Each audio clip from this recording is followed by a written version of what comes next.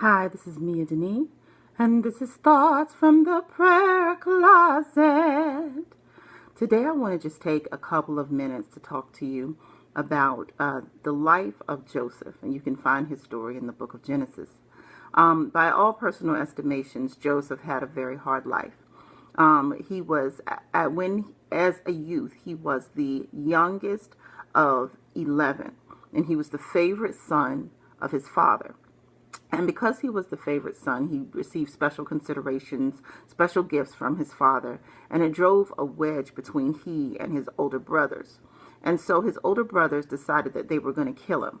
It ended up that they did not kill him, but they dropped him in a pit and sold him into slavery instead. So Joseph was picked up by a band of merchants, and he was taken from his home into the land of Egypt, where he worked under a captain of the king's guard named Potiphar.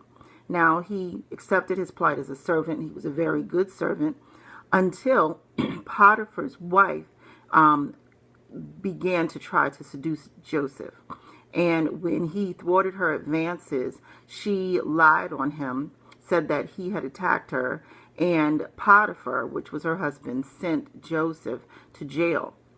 Now, because Potiphar was the captain of the king's guard, he was sent into the palace prison. And so while he was in the palace prison, he was able to go there, and he met a cupbearer and a baker. Both the cupbearer and the baker were servants of the king and had been sent to jail as punishment for something that they had done. Joseph was then able to interpret their dreams and basically tell them what was going to happen to them in the future. That the cupbearer would be restored to the king's service, and that the baker, because of his actions, would be executed. And it happened just exactly as Joseph said. However, when the cupbearer was restored to the king, he forgot about Joseph for over 2 years. So Joseph stayed in the palace prison. He had not done anything wrong. He had not done anything wrong to his brothers. He had not done anything wrong to Potiphar's wife. He had not done anything wrong to this baker and actually this cupbearer who had now forgotten about him. And he was staying in the palace prison until such time as the king began to have dreams that he could not understand. And that was the time when the cupbearer finally remembered Joseph. Joseph was taken out of the palace prison. He was able to tell the king about his dream and what it meant for the future of the land. And because he was able to do that, he was given the position of second in command of all of Egypt. And there he stayed in a place of prosperity. He was later able to be reconciled with his family, and his family was then moved to Egypt to escape the famine. So that's the short story of Joseph's life. Now, what ended up happening with Joseph was that he had 3 major turns that looked to be unfortunate.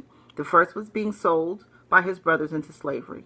The second was being accused of something he did not commit with Potiphar's wife and thrown into jail. And the third was being forgotten about by the cupbearer, who was then restored to the king.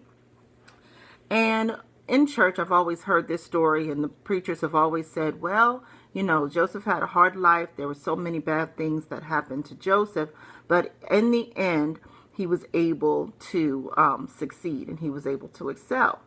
But when I look at this scripture, I get a slightly different picture of Joseph's life.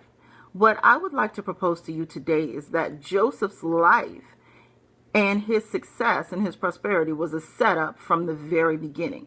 And actually, the things that happened to Joseph in his life were not setbacks, but they were actually set ups by God so that he could reach his highest potential. Now, first, let's talk about the being sold into slavery. We can say a lot about the character development that had to happen in Joseph's life, but basically Joseph was wronged. He was sold into slavery by his own brothers.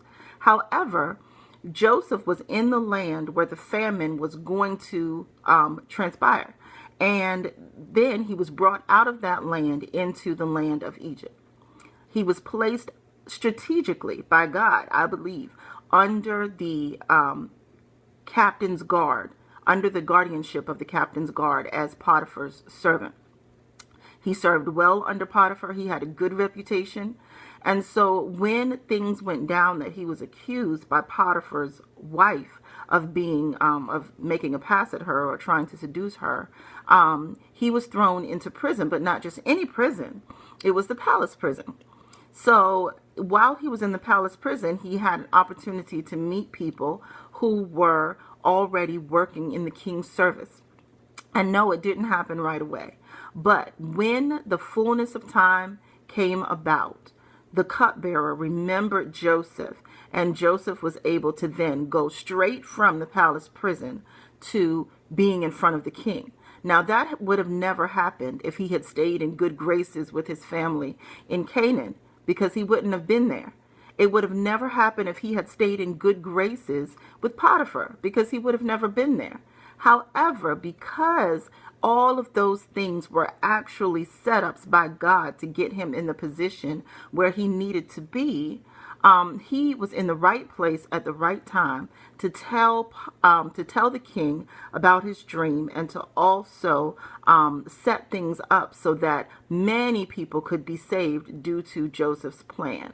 So I just want to say to you today that if you are going through some difficult times, I want you to just pray, and I want you to understand that many times God sends us through things that look detrimental. They look hard.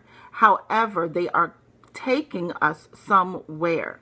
They are doing something for us. And there's a promise in the scripture that says our light and momentary troubles are working for us a glory.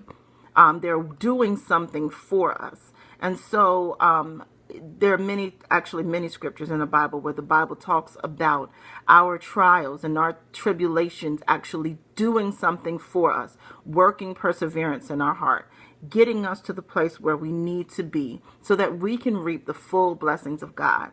So be encouraged today. God bless you. This is Thoughts from the Prayer Closet.